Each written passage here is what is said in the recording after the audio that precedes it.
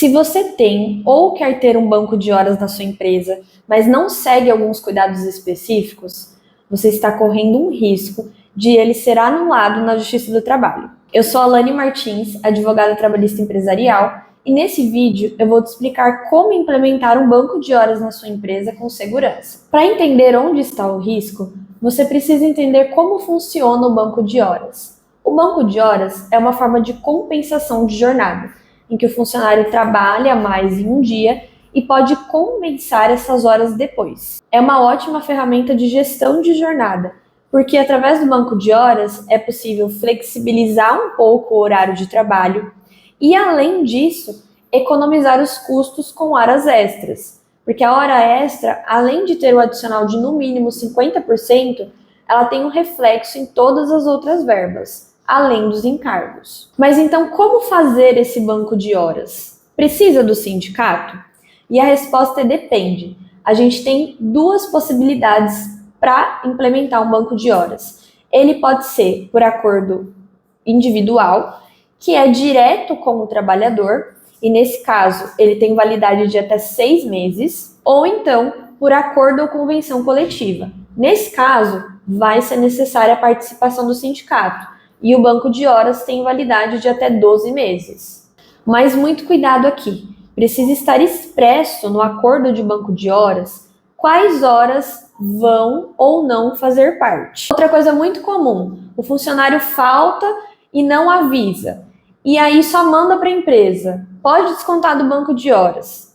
Essa é uma situação muito comum e que prejudica diariamente a atividade da empresa, que estava contando ali com o funcionário, mas ele só faltou. E como não existe uma regra específica do banco de horas, a empresa fica sem muitas ferramentas para lidar com esse tipo de situação.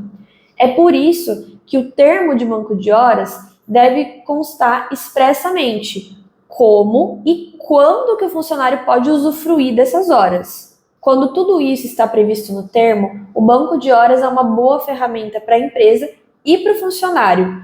Mas quando não existe um termo, ou quando esse termo tem brechas que poderiam ter sido previstas, é aí que começa a discussão, em que se discute o saldo de horas, a forma que elas vão ser pagas e vira depois um problema para um processo trabalhista.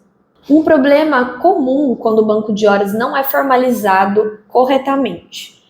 Tem ali um banco de horas meio informal, mas não tem um documento que tem as regras de como vai funcionar esse banco de horas na empresa. As folgas são combinadas verbalmente, ninguém sabe ao certo o saldo de horas positivas ou negativas, não tem prazo definido, não tem documento, não tem um controle dessas horas. O funcionário sai da empresa, entra com uma reclamação trabalhista. Os juízes consideram o banco de horas inteiro e determinam o pagamento de horas extras com o adicional, além dos reflexos em férias, 13º, INSS e FGTS. Mas por que isso acontece?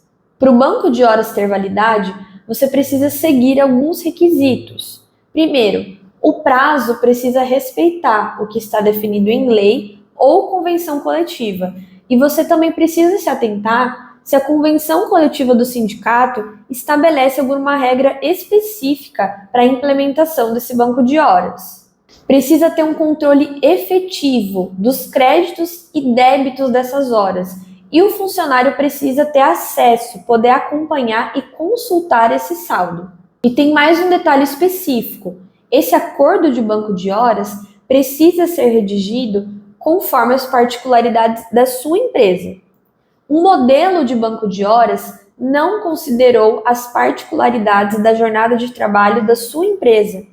Não seguiu as previsões específicas da convenção coletiva. E um banco de horas que não considera essas particularidades pode se transformar em um problema e dificultar a implementação dessa ferramenta ali no ambiente de trabalho. E o que era para ser uma ferramenta para facilitar, acaba se tornando conflitos com os trabalhadores que têm dúvidas, não sabem como funcionam, fora o risco de isso ser discutido em um processo trabalhista. O que eu quero que você entenda é que o banco de horas é uma excelente ferramenta, tanto para economizar custos com horas extras, como para flexibilizar a jornada, que é uma coisa que muitos funcionários buscam hoje em dia. Mas quando não estruturado da forma correta, ele pode se tornar um problema para a empresa. Mas quando estruturado do jeito certo, você tem mais previsibilidade nos custos, na gestão de jornada dos seus funcionários e, se surgir alguma discussão, você tem a documentação correta para apresentar. Se você chegou até aqui e está buscando entender mais se o banco de horas faz sentido para sua empresa, o contato do escritório está na descrição do vídeo. Para não perder os próximos conteúdos sobre prática trabalhista, já se inscreve no canal. Até mais!